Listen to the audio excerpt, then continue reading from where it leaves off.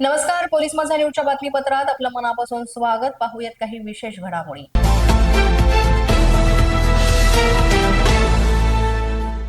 अयोध्येतील रामलल्ला मंदिराच्या परिसरात लवकरच एक भव्य आणि मौल्यवान मूर्ती स्थापन करण्यात येणार आहे. ही मूर्ती 10 फूट उंच आणि 8 फूट रुंद आहे. हिरे, पाचू आणि इतर रत्नांनी ही जडवलेली आहे. कर्नाटकातील अज्ञात भक्तानं ही मूर्ती दान केलेली आहे अशी माहिती समोर येते. ही मूर्ती अयोध्येत पोहोचली असून तिची अंदाजे किंमत जी आहे ती 200 कोटींच्या वर असल्याची माहिती मिळते. श्रीराम जन्मभूमी अयोध्या इथे मोठ्या संख्येनं गर्दी सुद्धा पाहायला मिळाली. श्रीराम जन्मभूमी तीर्थक्षेत्र ट्रस्टचे सदस्य डॉक्टर अनिल मिश्र यांनी याबाबत सांगताना म्हटलंय की मूर्ती कोणी पाठवली याचा अद्याप उलगडा झालेला नाहीये. तिचं वजन तपासलं जात असून सुमारे 5 क्विंटल वजन असल्याचा अंदाज व्यक्त होतोय. दक्षिण भारतातील शिल्पकलेनुसार ही मूर्ती तयार झालेली आहे. संत तुलसीदास मंदिराजवळील अंगटिला इथं स्थापित करण्याचा विचार आहे. स्थापनेपूर्वी अनावरण आणि प्राणप्रतिष्ठा सोहळा सुद्धा होणार आहे, ज्यात देशभरातील संत महंतांचा सहभाग असणार आहे. कर्नाटक ते अयोध्येचे 1750 किलोमीटर अंतर विशेष व्हॅन मधून 5 ते 6 दिवसात हे पूर्ण करण्यात आलं आणि मंगळवारी ही मूर्ती राम मंदिर परिसरात पोहोचली. ही मूर्ती तिथेच उघडण्यात आली आणि कर्नाटकातील भाविकांनी एकत्रितपणे ही मूर्ती तयार करून घेतली असून तंजावरच्या कुशल कारागिरांनी तिला कलात्मक स्वरूप दिलाय. धातूचा प्रकार अद्याप निश्चित झालेला नाही, मात्र या भव्य मूर्तीमुळे अयोध्येच्या धार्मिक पर्यटनाला भरभरून वळण मिळेल असा अंदाज सुद्धा व्यक्त करण्यात येतोय आणि या सगळ्याचमुळे श्रीराम भक्तांमध्ये सुद्धा प्रचंड उत्साहाचं वातावरण आहे. 7 तरुण हे फिरायला गेले होते आणि मद्याच्या अतिसेवनामुळे आणि खाण्यातून विषबाधा झाल्याची घटना त्यांच्या सोबत घडल्याची माहिती मिळते. नाशिक मधील जुनी शेंबडी येथली ही घटना आहे. पार्टीला गेलेले हे तरुण घरी परत आलेच नव्हते आणि त्यानंतर त्यांच्या कुटुंबियांनी याबाबत तक्रार केली. त्यानंतर तरुणांचा शोध घेण्यात आला तर हे 7ही तरुण बेशुद्ध अवस्थेत आढळले.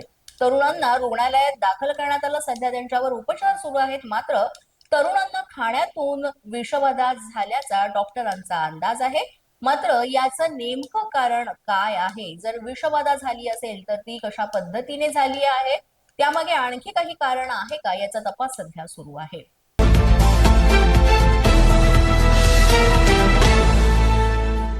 मकर संक्रांतीचे वेध लागले की सगळेच जण पतंग उडवण्यामध्ये मग्न झालेली पाहायला मिळतात आणि मोठ्या प्रमाणात पतंग आणि पतंग महोत्सव सुद्धा आयोजित केले जातात. याच अनुषंगानं आता नायलॉन मांजा विक्री विरोधात सुद्धा कठोर कारवाई सुरू करण्यात येते आणि याबाबतचा एक महत्वाचा निर्णय सुद्धा नागपूर खंडपीठानं घेतलाय. कारण या नायलॉन मांजामुळं अनेकांचा जीव धोक्यात येतो, तसंच पक्ष्यांनाही आपला जीव गमवावा लागतोय, मोठी हानी पोहोचते आणि त्यामुळेच या प्राणघातक अशा नायलॉन मांजाचं समूळ उच्चाटन करण्यासाठी नायलॉन मांजा विकणाऱ्या लोकांवर 2.5 लाख आणि वापरणाऱ्यांवर 50,000 रुपयांचा दंड ठोठावण्याची सूचना विदर्भातल्या सगळ्या जिल्हाधिकाऱ्यांना करण्यात आलेली आहे. न्यायालयानं नायलॉन मांजा विरोधात 2021 मध्ये स्वतःच जनहित याचिका दाखल करून घेतली आणि यावर न्यायमूर्ती अनिल खिलो आणि रजनीश व्यास यांच्या समोर सुनावणी सुद्धा झाली होती. न्यायालयाने 2021 पासून परिस्थितीमध्ये समाधानकारक बदल घडला नसल्याची सुद्धा बाब अधोरेखित केली आहे आणि याच अनुषंगानं आता आणखीन कठोर कारवाईचे आदेश देण्यात आले.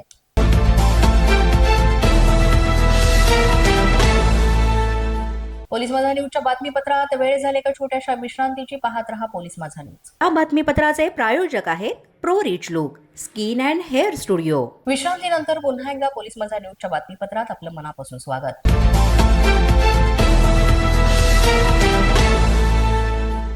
सध्याच्या जगात अनेक कुरिअर कंपन्या आहेत, ज्या कंपन्या ताबडतोब कुरिअर इच्छित स्थळी पोहोचवतात.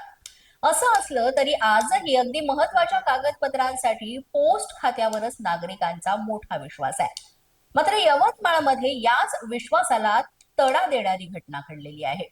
इथं चक्क पोस्टमनच्याच घरी टपालाची चक्क 3 पोती आढळली आहेत. यवतमाळमध्ये पांढरकवडा येथील हा सगळा प्रकार जो आहे तो समोर आलाय. पोस्ट मास्टरकडून या प्रकरणावर पांघरुण घालण्याचा प्रयत्न सुद्धा करण्यात येतोय. तर पोस्टमन सतीश धुर्वेच्या घरातून तब्बल 3 पोती पत्र ताब्यात घेण्यात आली आहेत. इथं ग्राहकांनी स्पीड पोस्ट करूनही पार्सल इच्छित स्थळी वेळेत पोहोचलं नव्हतं म्हणून चौकशी केली, तक्रार केली आणि त्यानंतर हा सर्व प्रकार उघडकीस आला. याबाबतचा आता अधिक तपास सुरू आहे.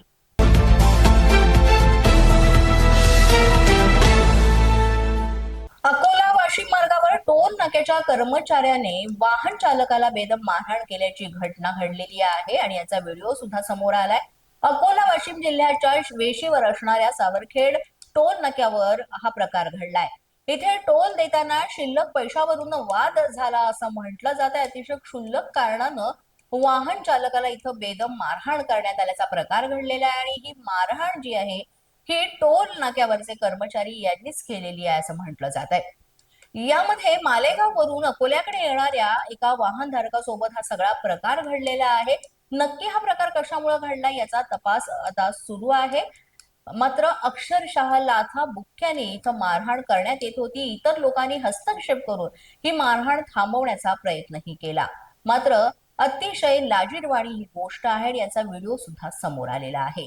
याबाबतचा नेमका तपास जो आहे तो आता सुरू आहे. पोलीस माझा न्यूजच्या बातमीपत्रात आज इतकंच. तुम्हाला आमचं बातमीपत्र कसं वाटतंय याबाबत अवश्य अभिप्राय कळवा.